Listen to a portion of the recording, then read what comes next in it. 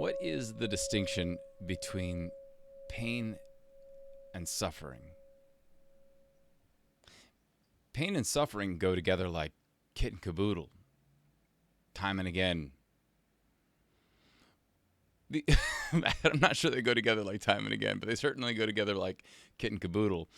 Uh, the the long-held association between these two words has turned them into almost the same thing in our minds. We kind of think of pain and suffering as the same thing, but they're different. There is a distinction. A while back, I did a video, actually, quite recently, I did a video on the distinction between suffering and suffering. I tried to redefine suffering with a caveat, unique versus universal suffering. And after some time of sitting with it, I've realized that I've created an idea that already existed with the current language we have, and that is pain versus suffering.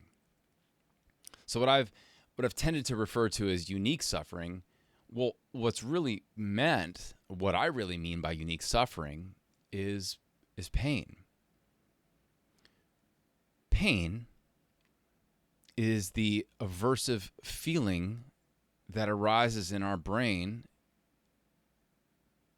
in response to emotional or physical objects in our world.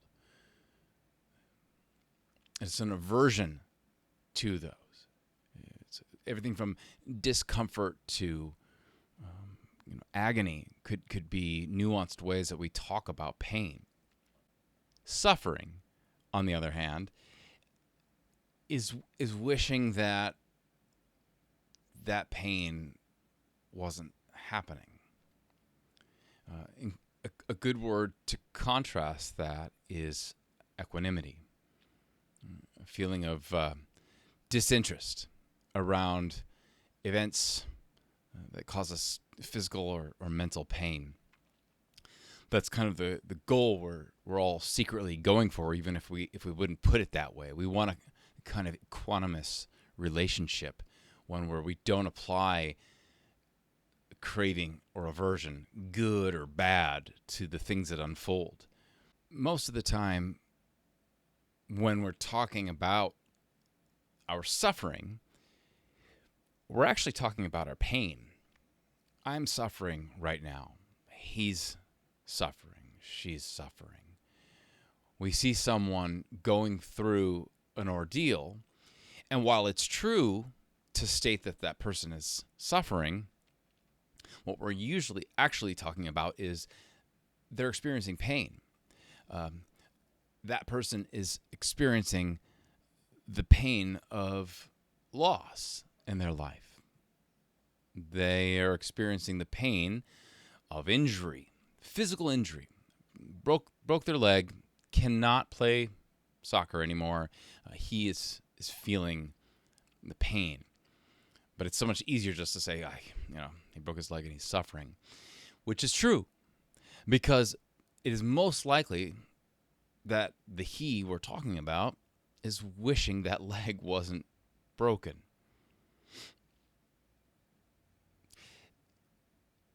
It's really hard to control pain. Pain arises in direct response to our experience.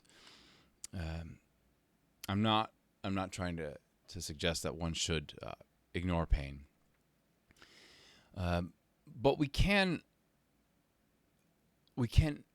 marshal some kind of control over what we attend to, and there are two pathways to applying our attention that can alleviate the suffering we feel around our pain.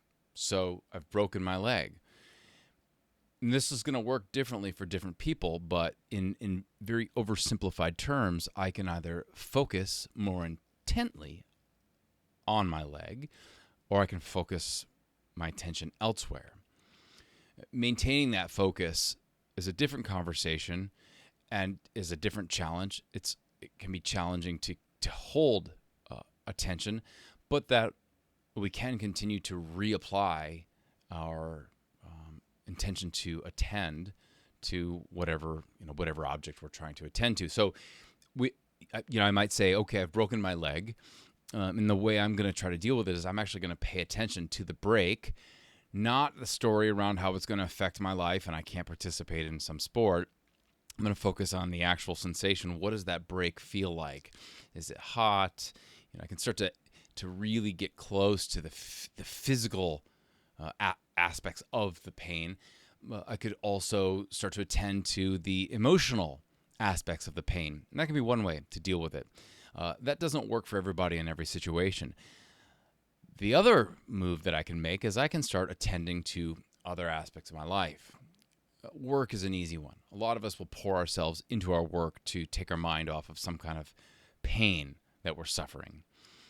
And you notice how I just put that. We're suffering for our pain. It's the suffering part that we have a modicum of control over. We don't have control over the pain. We have some kind of control over our suffering in so much as we can shift where we put our attention.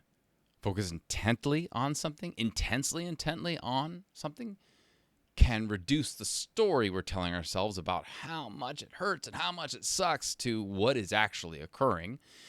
But that can be pretty intense. Moving our attention towards something outside of that, watching a TV show, reading a book, somebody else's problems. These could be really effective ways to stop the suffering we're feeling, or to kind of quelch the suffering, like a bit like about squeezing a wick on a candle to put it out. Unfortunately, those candles are magic relight candles, so it can re-arise. But this metaphor is quickly breaking down. I'm imagining a burnt hand and the pain and the suffering from that. Anyway, I think you get my point. There's value in understanding the difference between our suffering and our pain as we think about how long do we want to sit with our pain and suffer for it. And that might feel kind of offensive for me to put it that way. We feel a certain entitlement towards our pain and towards our suffering. I need my suffering. My suffering makes me. This is how I process. I say, if that's how you feel about your suffering, then by all means, wallow in it as long as you feel is absolutely necessary. But don't spend any more time in it than you absolutely have to.